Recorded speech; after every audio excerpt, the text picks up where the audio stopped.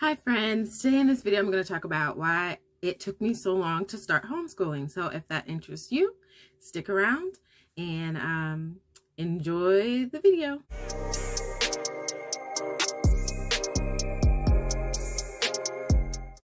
Alright, so I made a video on our 3-week update, and today is actually our 1-month anniversary that I have been in an official homeschool. So I thought I'd kind of do a compilation of like why I decided to homeschool, the healing that I kind of went through to get there, and how the Lord was speaking to me in the context of all things homeschool. So in the last video I shared that I really spent some time praying. I kind of knew I wanted to homeschool my daughter. Probably once the pandemic started. She was in kindergarten. We did virtual learning with the Language Academy. It was great. She was speaking Spanish week 2, you know. So I don't have any complaints. And it was all Spanish. So I didn't really do much English with her because I didn't want to mess up what she had learned. So that was what happened in that context. But yeah, kindergarten was great. And then in 1st grade, they have to do English and Spanish, but she has to do kindergarten reading and 1st grade reading. So it was a lot for my daughter, and it's not the school's fault. I signed her up for that, right? But I just did, and then there were like behavior issues in the classroom, not from her, but from other students. I just didn't want her picking up on that. So, you know, I'm not judging anyone who sends their kids to school, because let me tell you, when she was able to like go to school, I literally have been like waiting for that moment to like get a break during the day, you know. And I have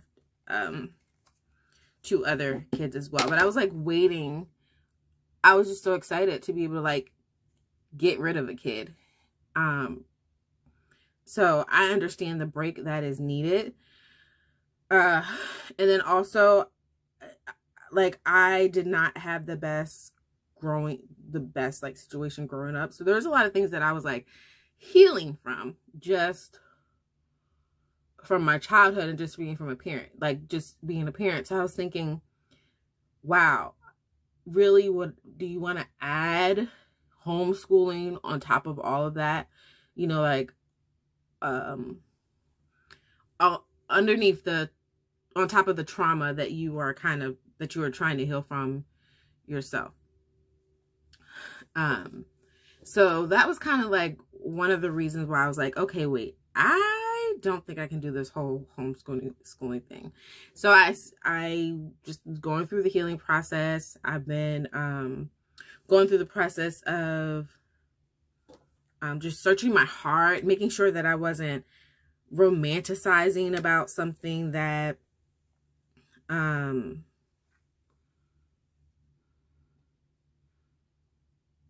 romanticizing about this whole homeschool thing, right? Like, because then you get into it, and then you maybe start threatening the kid, like, oh, I'll send you back to brick and mortar.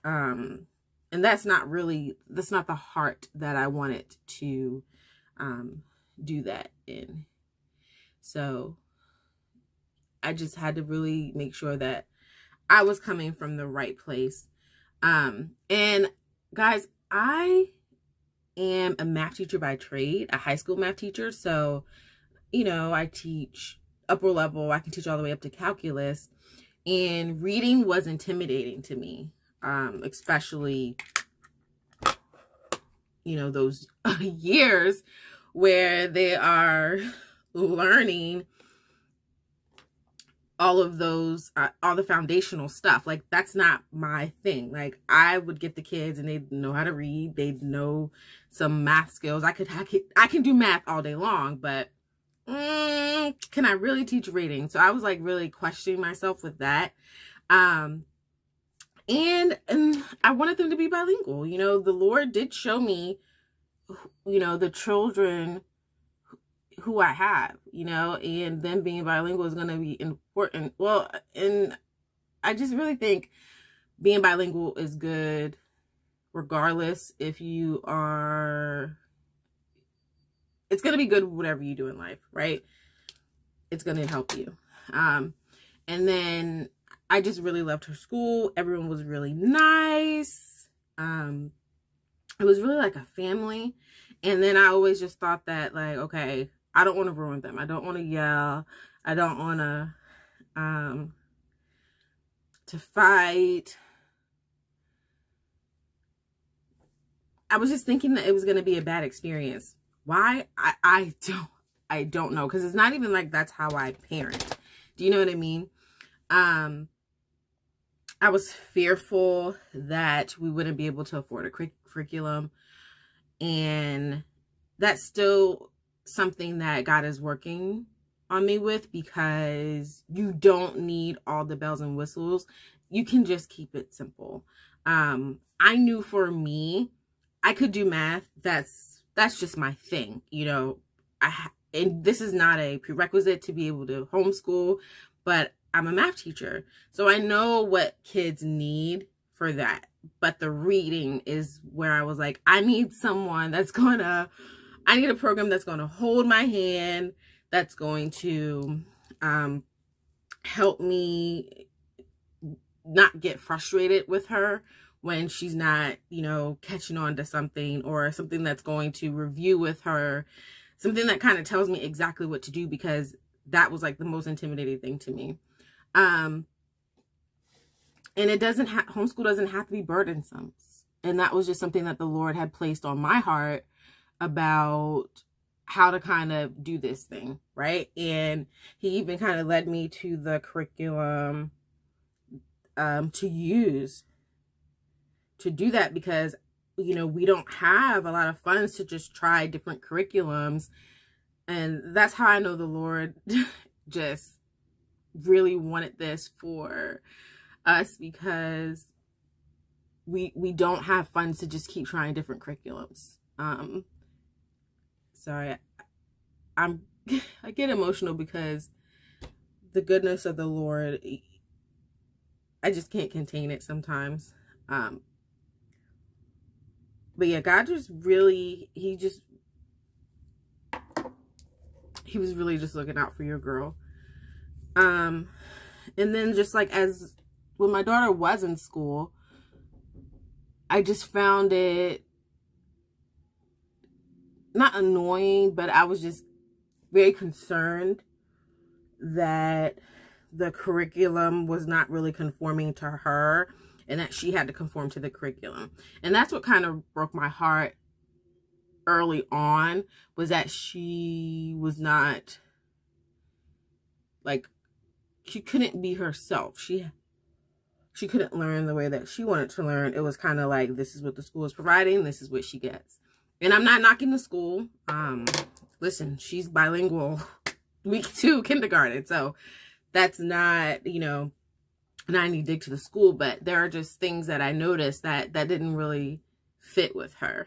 And then, so how did I heal? How did I come to the decision to go homeschool? I had a dream, and it kind of went back to Adam and Eve, where the Lord had met them after they had eaten of the fruit. The Lord had asked them, who told you that you were naked? Right? Like, who gave you an identity that I didn't give you? And I'm looking over here because my notes are over here, and it was just so good. In today's terms, who told you not to listen to yourself? Who told you that your choices don't matter? Who told you to be quiet? Who stole your innocence? Who gave you an identity I didn't give you? Who told you that you can't teach Spanish? Who told you that you can't teach reading? Who told you that you can't be bilingual yourself, right? And I was just like, I hear you, Lord. I hear you. And so I just began like on this journey where I was like, okay, I really want them to think for themselves. I want to make sure that I'm watching over their souls. And it's just not my daughter's job to conform to the school, right? And then we just made it one day. I dropped her off on a... No, okay, so on a Thursday, my daughter was crying because she didn't want to go to school because she had these 2 pom-poms and, you know, like it's curly and it's pretty. And she said, I don't want you to do my hair like that. Everyone keeps messing with it. And she said they all want to know, they just kept messing with it because it was, you know, it was very pretty. She has very pretty curls. And I said, well, they're just doing that because it's pretty. And she was just like, she's like, I yell at them and I tell them to stop. And the teacher, I said, do you tell a teacher? And she says, yes. She tells them to stop, but they don't. Okay. So I'm like, okay, this is a distraction. So she's crying. I'm like, okay, I'll keep you home and I'll braid your hair up. And she was like, very thankful. I braided her hair. I kept her home. Then that Friday, I drop her off and I heard the Lord say, protect my girl. And guys, I drove off. I still drove off. I dropped her off. Whew. I dropped her off and I was bawling. Dropped my son off to pre-K. I still had the 2-year-old and I just cried and cried and cried and cried and cried. And you'd think that I'd remember that. But then the Monday came. I picked her up after her day went. She said it was fine. Then on Monday, that morning, she wakes up and she said, Mommy, can you just homeschool me? And that was it. We never looked back. I applied to be a registered homeschool that morning. 2 hours later, we were registered and we never looked back. So thank you for watching. Sorry that I was getting emotional, but it just really, it really was a process for me. And I hope that this video helps anyone else who's been thinking about it. But it's just still, you know, on the fence about it, that, you know, we need to watch over our children's souls. And I would never judge anyone for sending their child to school. Because listen, I was the first one. You hear me? The first one ready to drop my kids off, you know, one by one, so that I could eventually be home by myself. So I'm not judging you at all. So have a good day. If you like this and you're looking for more homeschool and you'd like to see more homeschool content from me, like, comment, and subscribe. And yeah, let me know how your homeschool journey is, where you are in the process, and we can do this together. Bye.